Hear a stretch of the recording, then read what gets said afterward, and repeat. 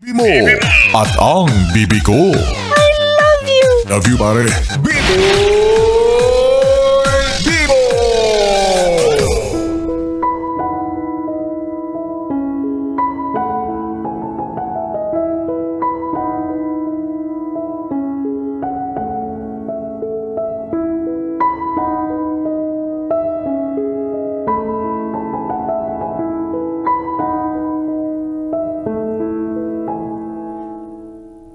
Bibi, siguro naman alam mo ang malalim na kahulugan ng salitang tiwala.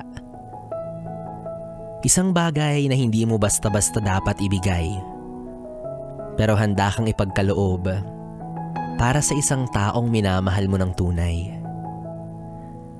Alam naman nating lahat kung paano pinaghihirapan at kung ano yung mga bagay na dapat mong pagdaanan bago mo tuluyang makuha yung tiwala ng isang tao. Mahirap, kritikal, komplikado, mahabang oras ang kinakailangan. Pero sa dulo, minsan, hindi pa rin yun naiingatan. At mapapatanong ka na lang na bakit kaya may mga taong nagagawang sirain yun nang ganun-ganun na lang. Alam mo yung mas masakit dyan, hindi naman dapat ikaw yung nawalan. Kasi tiwala mo yung nawala at nasira. Isang bagay na nagmula sa'yo. Pero tila nakakaramdam ka pa rin ng pagkadismaya. Kasi nagmula yun sa taong hindi mo inakala. Siya pa talaga? Siya pa talaga na mahal mo yung sumira ng tiwala mo. Pero hindi mo maitatanggi na tila ba ikaw yung nasasaktan kasi pakiramdam mo ikaw yung nawalan. Hindi ba dapat siya yung makaramdam?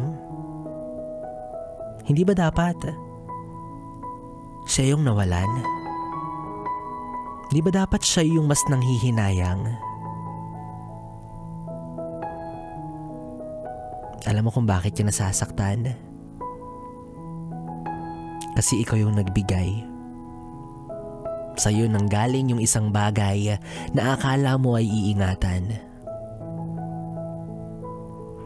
Pero alam mo ba na yung mas malalim na kahulugan ng salitang pagbabahagi ay yung kapag halos walang-wala ka na, halos maubusan ka na, pero patuloy na nagbibigay ka. Ganun yun.